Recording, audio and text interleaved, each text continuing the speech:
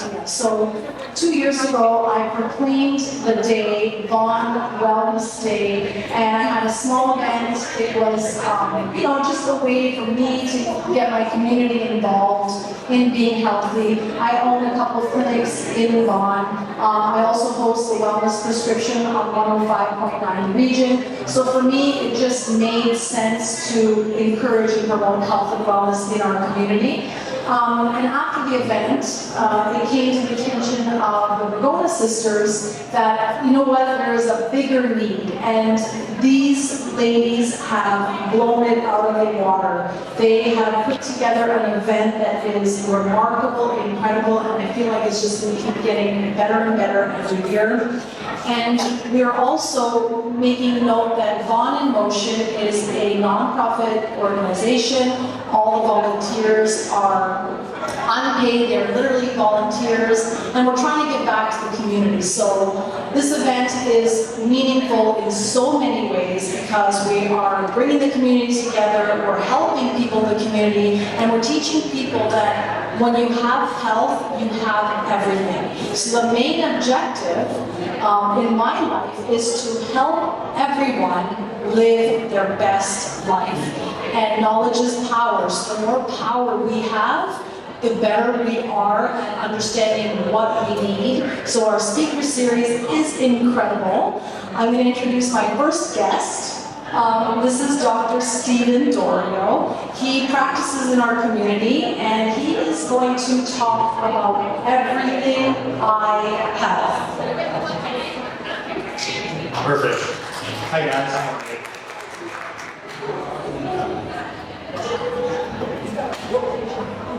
Yeah, I got a presentation. I'm going to start it in a second.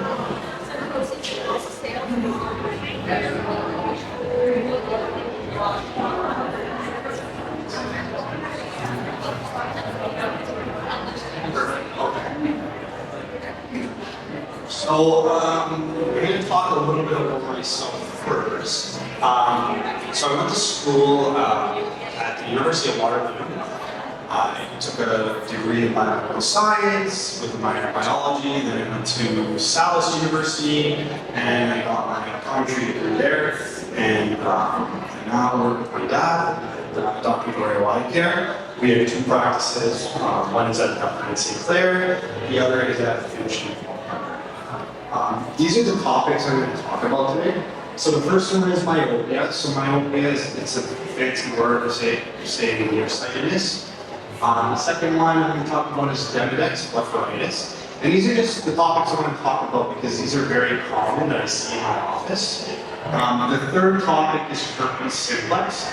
And this one I want to talk about because everybody gets cold sores, and this is something that people don't know that happens in their eyes. And then there's dry eye disease, retinal tears, and diabetes, okay? So the first topic is myopia. So everybody knows nearsightedness. It's basically when you can't see far and you can only see close. And the thing that's happening now that I'm seeing in practice is a lot of people are coming in and they're very nearsighted.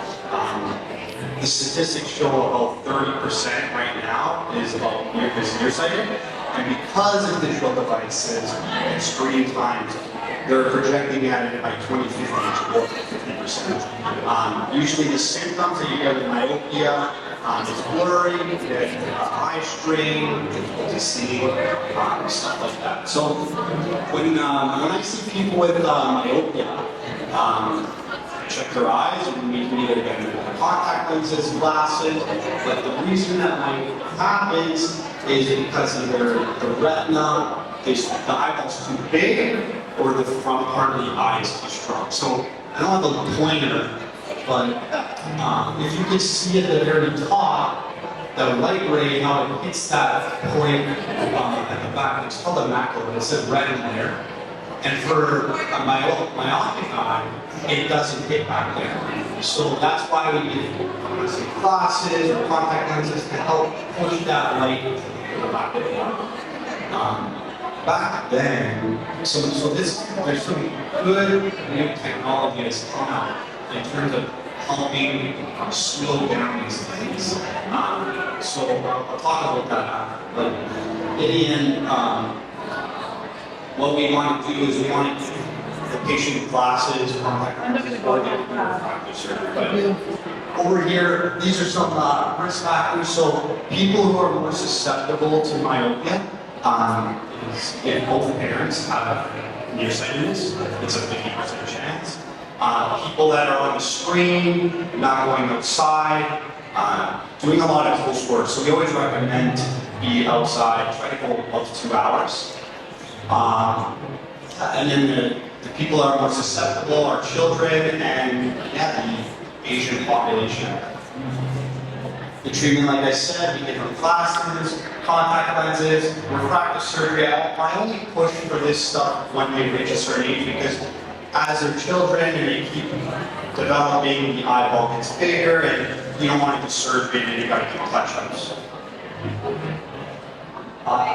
Long term, so the reason why we want to try to slow this down is for the long.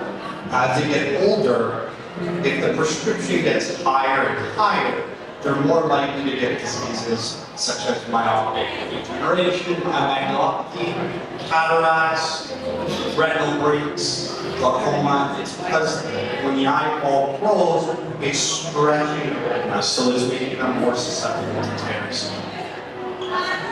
So I was talking about now in terms of technology, we can help slow this down.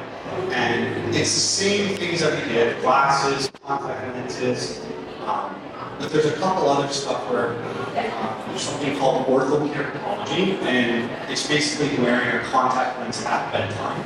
And it helps push the cornea forward, and think of it like a retainer when you hold it for your teeth. Put the retainer in your mouth, you take it out, so you're putting this contact lens in, and then when you take it out, you're able to see. And the way this stuff works, it's just preventing the eyeball from growing. So in terms of optometry, they never had this back then, but we're trying to prevent it from growing. We're trying to prevent it from going from -1 to a -5 to maybe like a -1, standard 3. So very slowly. This one I see quite often. I see this pretty much in like 90% of my patients. So we call this Demodex blepharitis. I'll show a picture. It doesn't look great, but there are these little mites that we have on our body, and they'll start to accumulate for people that have hygiene or they're compromised, like they're can't themselves. So basically, the reason why this is bad is it can cause dry eye symptoms, irritation, tearing, swelling. So sometimes people come in with a lot of problems like, hey, I'm tearing or my eyes feel itchy, and it's literally just because of their eyes. So I'm going to show you a picture of it. There's these little guys right there. So that's the Demodex mite. Yeah, you usually find them at the base of the eyelashes, these little bases right here. And so what they do is they usually penetrate under the hair follicle because there's a lot of oils there, and they like the oils. And then as they accumulate, they start coming out, and that's what you see at the very base of it. So normally it's just hygiene that you have to do. So like lid wipes, lid clean. They've shown that tea tree oil is the best thing for it. However, now there's some new studies that are showing that might cause a little bit of harm to our glands. So now we're moving towards hypochlorous acid in terms of cleaning. So yeah. So herpes simplex. The reason why I wanted to talk about this is because a lot of people don't know that in terms of when you have a cold sore, the most common spot that is happens in our eye. And the reason is because the pathway where when you get a cold sore and it goes away, it actually hides in the brain and it sits in the trigeminal. So basically, with stress or UV exposure or like a flu or something, it can reactivate it. And then you get a lesion on the cornea. The person gets tearing, redness, irritation. So a lot of the symptoms are similar. The reason why I wanted to bring this up because when they see usually family doctors, and because they don't have a slit lamp or anything, they can't identify. So here's a picture of normally what we see on the right there that's a key sign that it's herpes related. So the problem is that sometimes I'll get a patient, and I hate to say it, sometimes they'll come like this on the left, and that's because it was given a steroid. And I hate to say it, sometimes because GPs cannot see what's on the cornea, they give an antibiotic steroid and it can actually make it worse. So just want to let you guys know, if you've ever had a cold sore and your eyes irritated, make sure you get that one. So the treatment for this is it's an easy oral medication. It's an antibiotic medication, and it'll usually resolve. And you don't, like I said, you don't want to use these. Dry eye disease. So dry eye in our society is growing and it's been increasing and increasing, and there's a lot of changes now in terms of dry eyes. But like I said, the symptoms are all similar in terms of eyes. You get redness, you get irritation, you get foreign body, tearing, crusty. Like a lot of it is similar, but there's more treatments out there that we can kind of do. So when a person has dry eye, there's two reasons why they have dry eye. Either their tear film is unstable, so every time we blink mucus, oil, and water, and that coats our eyes. So if there's an instability or a poor quantity of oil, water, or mucus, it'll make our tear film very unstable and it'll start to tear and all that because our body always wants to keep the eye moist. So that's one reason why a person has dry eye. Mechanical issues, and what I mean by that is if your eyelids are like turned out, or your eyelashes are turned in, and you're rubbing, and the skin is very laxy, and it's not blinking properly. Like those are other reasons that cause dryness. So I'm going to show. This is just the common factors. So normally when people get dry eyes, it's very related to age, poor water intake, environmental factors, certain medications, smoking, diseases.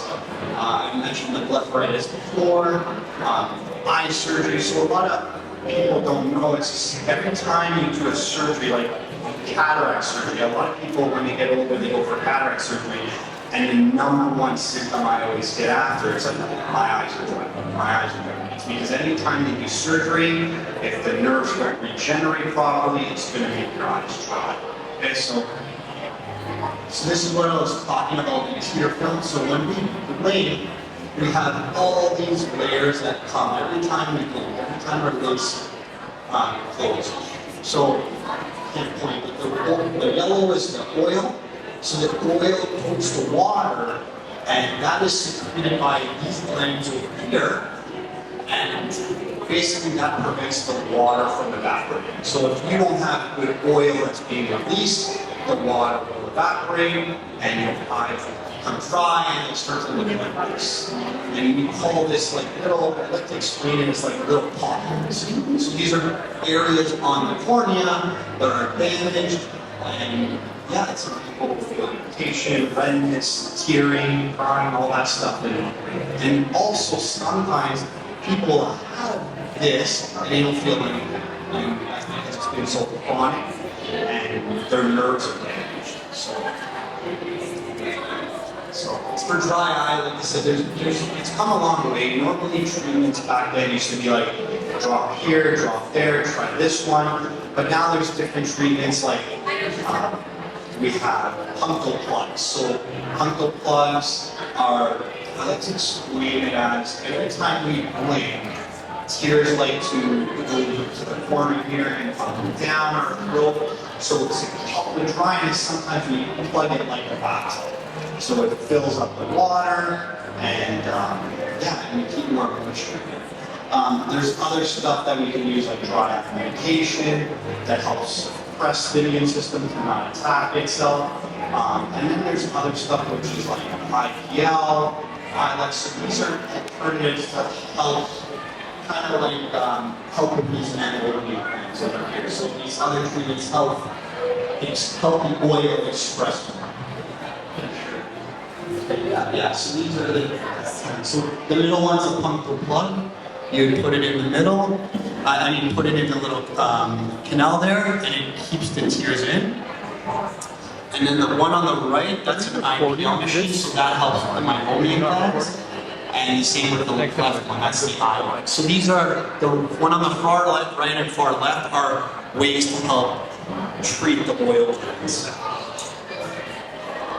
So retinal break, retinal detachments, tears, so this is a very common thing we see a lot of. And the most common symptoms we get is flashes, floaters, a black spot moving in my view, and it's been in there. And when a person calls, every time someone calls our office and they say that, I need to see them right away because we don't want it. We got to make sure that we're because that's an emergency. So a retinal hole, a retinal tear. So I'll show you a picture of it. So this is an example of some retinal breaks. And the problem is that sometimes, like I said, there's some people that have symptoms, but then also there can be some people that are asymptomatic. So the one that I find usually that are asymptomatic, but this one over here, it's like the little hole, so sometimes you come in, it's a little hole, and that needs to be lasered. So people that are more susceptible to retinal breaks, so like I was saying earlier, with nearsightedness, we want to try to prevent the eyeball from growing.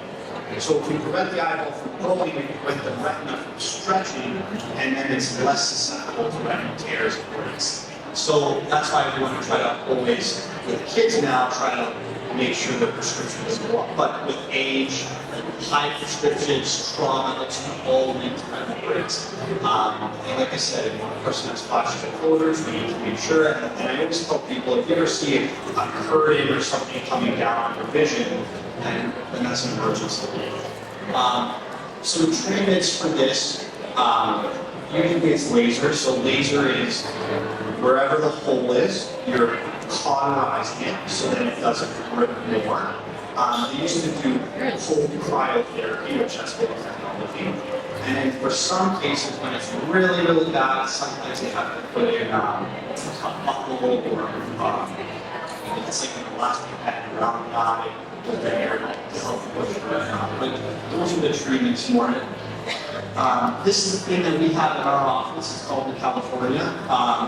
The reason why I like this machine is it catches a lot. So normal Olympus cameras take a picture of the one on the left, and then the one on the right is what the California does. It takes 200 degrees of the retina. So there's a lot more retina that we can see to assess. So normal retina specialists have it, but it's very have it. And I showed you guys this picture before, so these are certain hairs. The one on the very top is really bad. That's the retinal detachment one. And as you can see, there's a hole on the top, and it's coming down. Now, if that thing comes all the way down where that circle thing is called the nerve, that person's most likely to be And then the last thing I like to talk about is diabetes. So diabetes is a systemic disease. We all know that it deals with the blood sugar. And the reason why blood sugar is bad for when we're talking about the eyes is it damages the blood vessels. So I always like to explain it as if you have like a garden hose and you poke holes in it and you have the water running, it will start to leak. So think of it as your sugars are high, it starts poking holes in its vessels. And it causes blood to leak out, fluid, protein. So we get a lot of, it's important for diabetics to get their eyes checked because GPs want to know if there's any changes in the eye. Because if there's changes in the eyes, then it's happening probably with the whole body too, because these are our small blood vessels. So we see a lot of diabetics. And the key thing here is we want to try to catch diabetes early so that we don't have damage in those vessels because it only gets worse. Those vessels don't repair themselves. Once you get damage, it just keeps getting worse and worse. So here's an example of a person. That's a person on the right that when I see If diabetes in their eye, that's all protein in blood. There's appreciated in the sun, but on the left here, this is a normal right now. That's nice and healthy. So the other thing that's scary about diabetes is that a person, I'll sometimes see them and they're like, oh, how's your vision today? I'm like, my vision's better. It's like, oh, okay. It's not always a good thing. So sometimes when their vision's better, it means that there's stuff happening. But also, even if the vision's fine, a lot of problems like that on the right can be happening and you don't even know. So I always recommend if you're a diabetic that you should get your eyes checked at least once a year. This is a machine that we have. It's called the OCT. It's an angio. The special feature is that it detects the blood vessels. So this is new technology where we're trying to see if there's blood vessels that are dying before we actually see blood in the eye. So on the left here is something normal. Okay, that's something normal. The eye's supposed to look on the retina. And on the right here is what a diabetic patient has. So these little black spots are like fluid. And Yeah, but I don't know if this is the best recording. It's not the best audio, right? It's okay. These are like really size. Oh, you can record it from Hey, you know what? I just need it. So I need to record it. I don't have one. Yeah, it's okay. It's next time. This is only the first event, right? Yeah. So, what's your name? What's your name? I mean, Adam. You can see the top left is a normal line, and you want to right. It's just diabetes getting worse. So you clear, see, and that's so as the diabetes gets worse, we see that the blood vessels are damaging. And as the blood vessels damage, protein and blood come out more. So that was literally it. That's me and my dad. If you have any questions, we'll be able to do that there. That was amazing. I think the message is clear that we do need to really focus on our optimal health to keep our eyes optimal healthy. But before you go, before you tell everybody where they can find you, I have a question. Yes. And I know it's a burning question out there. Readers or no readers? You have some fun. Yeah, so for readers, the only thing is that in some cases, depending on, so the center of our eye is called the pupil, and the readers, they have a default index for 60 millimeters. So they think that it's 30 here, 30 here. Sometimes if the readers are too high and stuff, it actually causes prism. So what prism is it helps shift the image, and you have to compensate for it. So I would always say, I recommend not, because you should measure where your pupils are, so you're seeing right in the center of the lens.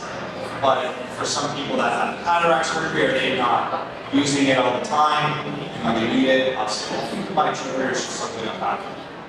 That was a great answer, and it was a burning question of mine. Now, can you please let the audience know, I know you're at a booth, but if they want to visit you in the community, where is your practice? So we have 2 practices. One practice is at 2100 Finch, it's at 400 Finch, across from the hospital, and the other office is at 1655 and same thing. Amazing, thank you so much, Dr. Florio. Is there an audience question? Anyone? Go ahead. In terms of supplements for eyes, Yes. do you recommend anything? So, in terms of, for just general health? Yeah, general eye health. Okay, so normally I would say that the good stuff for the eyes are called carotenoids. So you might see at like Shoppers or stuff that says like lutein. Lutein is good, it's highly concentrated in an area called the macula neurons. And so I like to explain it as, think of it like sunscreen. So when you go outside in the sun, put sunscreen because we don't want it to burn. Those carotenoids are kind of protectors for the sun. So if I have to say, if someone wants to be proactive and take supplements, lutein's good, something with carotenoids in it, There's these other two ones that are pretty long names. I can always give you a handful later. But there's Maca Health, Vision Essence. It also Century Silver has those types of brand names in it that will help. Yeah. Is not having eyelashes unhealthy? Sorry, repeat the question. Is not having eyelashes unhealthy? If you don't have eyelashes. If you don't have eyelashes, is that Is unhealthy? that is it detrimental to the eye? Yeah. Okay. So there's okay. If you don't have eyelashes, what our eyelashes do is it protects from bacteria, dust, hitting our cornea. It's like a protective barrier. It's like a first line. If you don't have eyelashes, debris is going to get in our cornea, irritate our eyes, cause redness. Now, some people have alopecia and stuff like that, metarosis, and it just damages based on their immune compromise. Okay? And there's other alternatives that they can do, kind of like take the lid down. But to answer your question, yes, it's not healthy. Let me say, rephrase that again. It's unhealthy to not have eyelashes. Go ahead. Come to you. Speaking of eyelashes, what are your thoughts on lash extensions? Do they exacerbate those nasty mites? Yeah. Well, I was dying to know this answer. so there's a lot of stuff on cosmetics right now. And the big thing that they're saying with eyelashes is where they put it. So are they putting it on the eyelashes or are they putting it on the base? So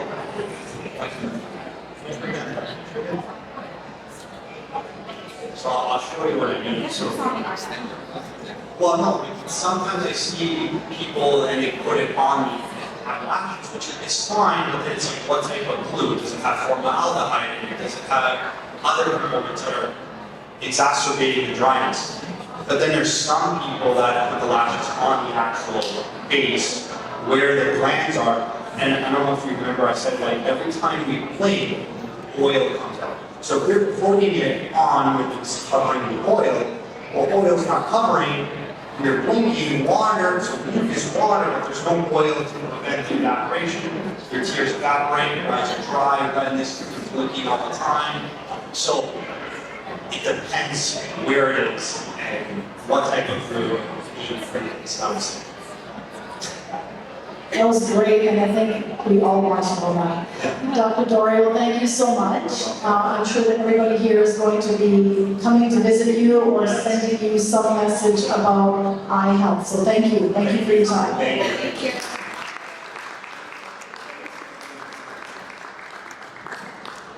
Okay, well, we are going to switch things up a little bit. First, I'm going to ask everybody if you could just stand up. Okay, we're going to take a nice deep breath in through our nose. Take a deep breath in through your nose as we're doing count to 5. And then let it all out through your mouth.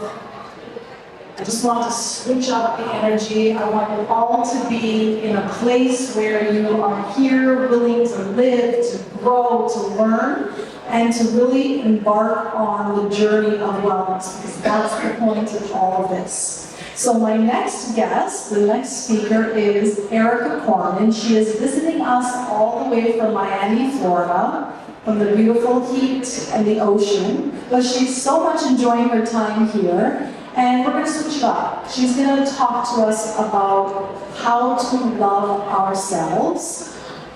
So Erica, you can come on and join us. Erica is a former psychotherapist turned best-selling author and a speaker. She's a self-love and spiritual expert, as well as psychic medium and energy healer. Erica, please have a seat.